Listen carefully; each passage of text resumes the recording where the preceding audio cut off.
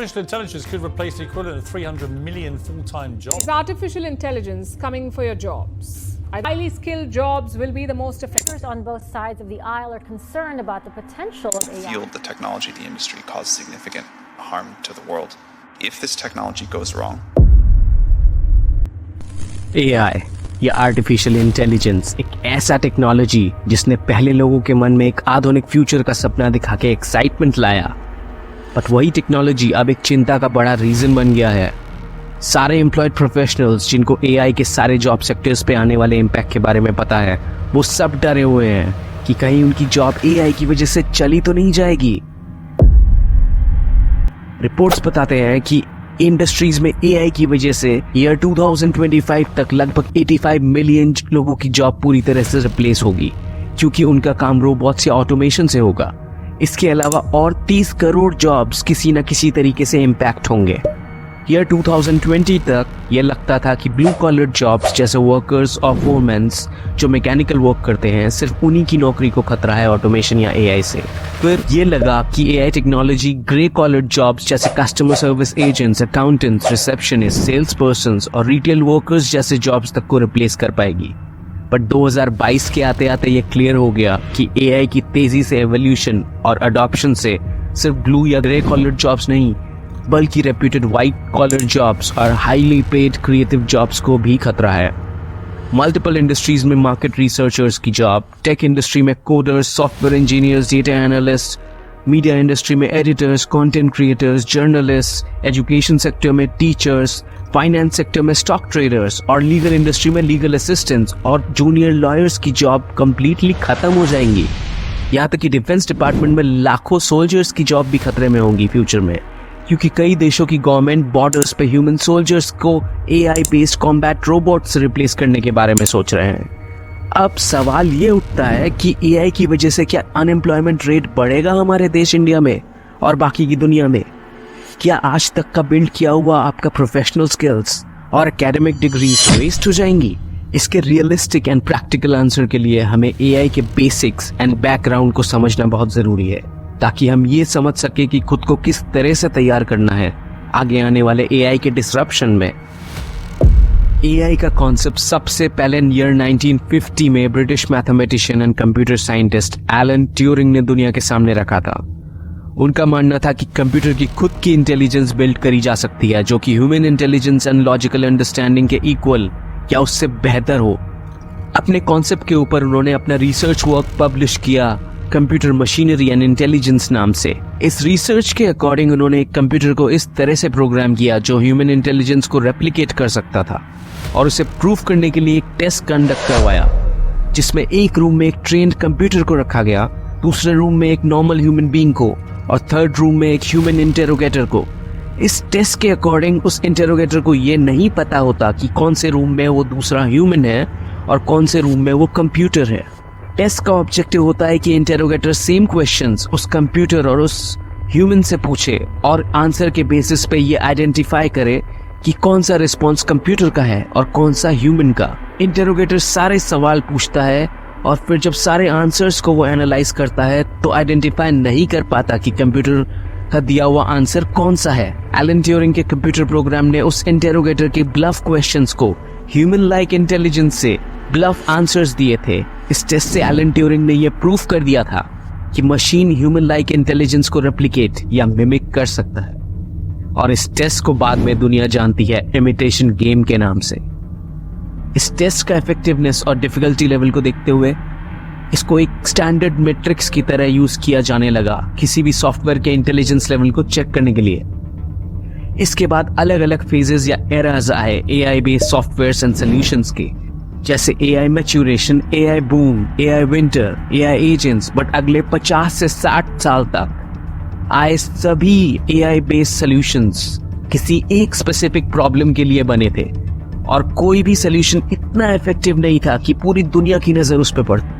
But फिर दुनिया में इकोनॉमिक ग्रोथ के साथ जायंट टेक कंपनीज और बिजनेस लीडर्स एआई के R&D पे हेवीली इन्वेस्ट करने लगे, और उसका नतीजा निकला एक नया एआई का एरा, जो है आर्टिफिशियल जनरल इंटेलिजेंस, जो कि 2012 से अभी भी चल रहा है। अब ईयर 2012 से अब तक की बात करें तो ईयर 2016 में एआई इंडस्ट्री में एक प्रोमिनेंट सक्सेस देखा गया जब हैंसन रोबोटिक नाम की कंपनी ने सोफिया नाम का रोबोट बनाया, जिसको एक फर्स्ट रोबोट सिटीजन का दर्जा मिला।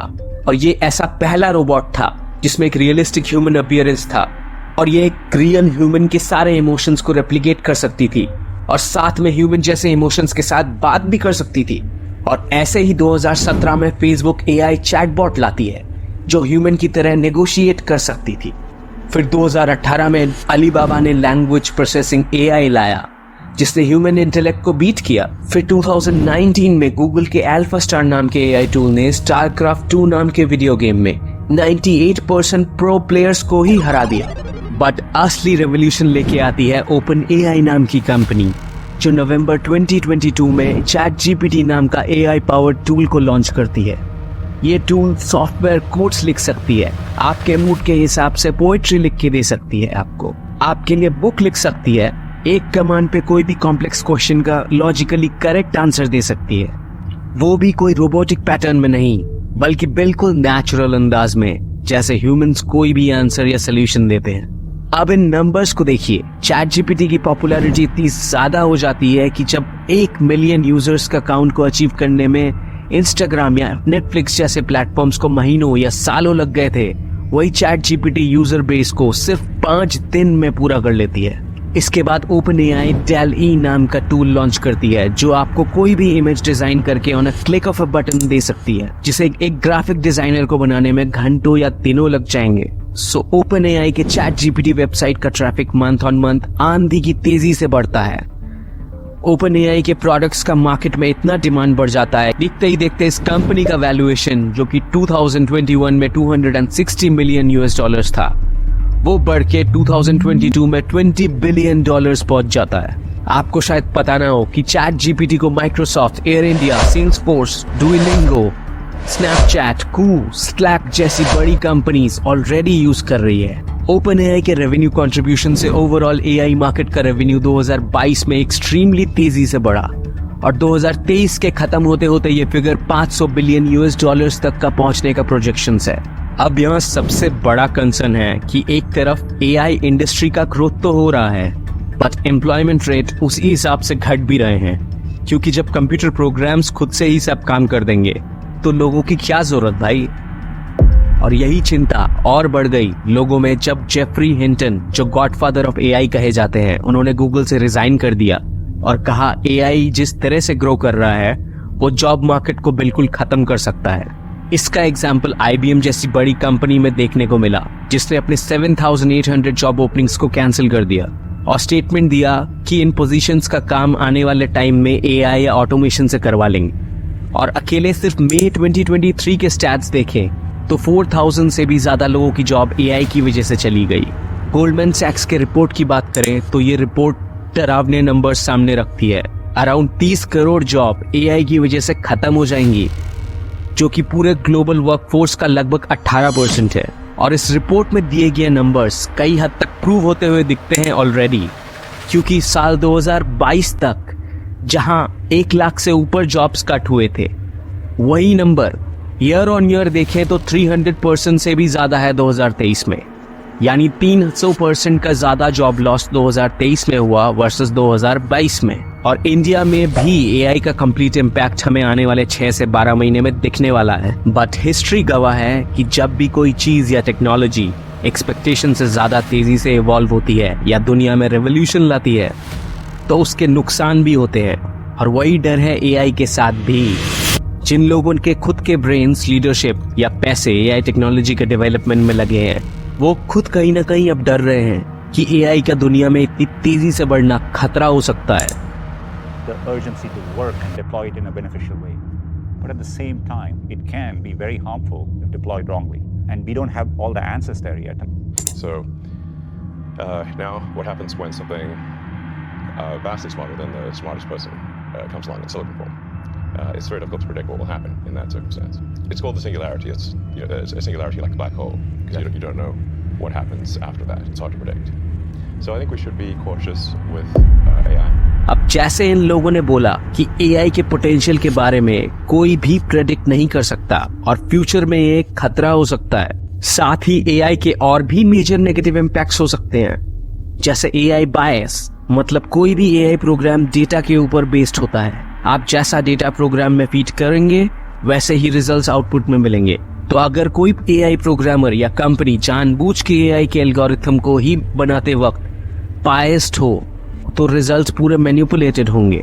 वैसे ही एक और नेगेटिव है AI के ग्रोथ के साथ साथ, वो है हैकिंग।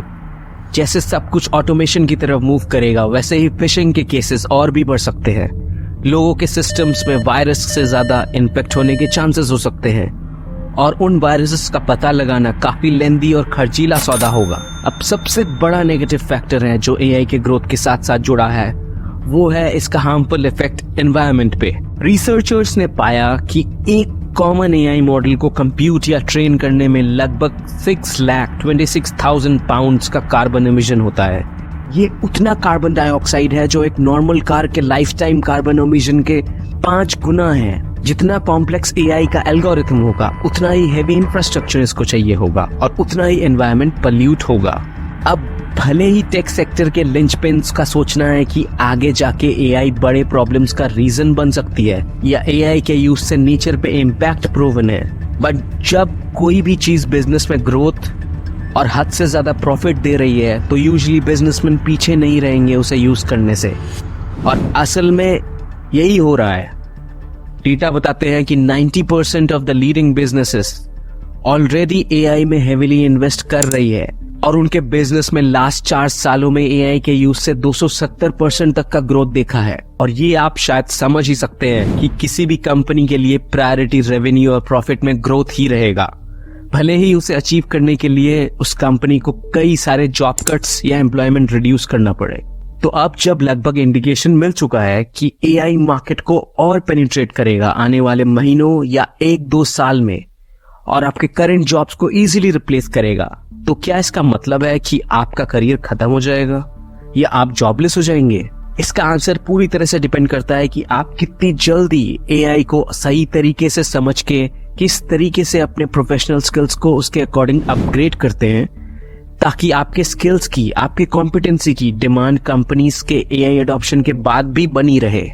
और अगर आपका रोल ऐसा है जिसमें टैक्टिकल थिंकिंग या out of the box strategies जैसे स्किल सेट्स इन्वॉल्व हैं, तो AI ऐसे जॉब्स को रिप्लेस नहीं कर पाएगी जिसमें इमोशनल क्वेश्चन की जरूरत है। और इतना घबराने की भी जरूरत नहीं है, क्योंकि वर्ल्ड इकोनॉमिक फोरम का डेटा ये बताता है कि जहां AI 85 मिलियन जॉब्स को रिप्लेस करेगी, वहीं तकरीबन 97 मिलियन न्यू जॉब्स को भी क्रिएट करेगी। बट ये चीज क्लियर है कि जो बच्चे अभी स्कूल में हैं, उनमें से हो सकता है 65% बच्चे ऐसा जॉब करें आगे जाके जो आज के दिन में, प्रेजेंट डे में एग्जिस्ट ही नहीं करते। नॉन IT जॉब वालों के लिए ये AI के अकॉर्डिंग स्किल अपग्रेडेशन थोड़ा डिफिकल्ट हो सकता है, बट इम्पॉसिबल तो नहीं है। आप प्रॉम्प्ट इंजीनियरिंग सीख सकते हैं, इरिस्पेक्टिव आप किसी भी प्रोफेशन में हैं। इससे आप ChatGPT जैसे टूल को प्रिसाइज कमांड देके परफेक्ट रिजल्ट्स पा सकते हैं और आप कंपनी को दिखा सकते हैं कि आप एक्स्ट्रा वैल्यू अपने डिपार्टमेंट में ऐड कर रहे हैं। आप लोग कमेंट में लिख के बता सकते हैं कि आपका जॉब प्रोफाइल कौन सा है और किस इंडस्ट्री में काम करते हैं। उसके अकॉर्डिंग मैं एक डिटेल में स्किल अपग्रेड के ऊपर वीडियो लाने का ट्राई करूंगा। So that's it for the video guys. अगर इस वीडियो ने आपके लाइफ में कुछ वैल्यू ऐड किया है या आपको कुछ नया जानने में हेल्प किया है, so please show your support by hitting the like button and please subscribe us for more content like this.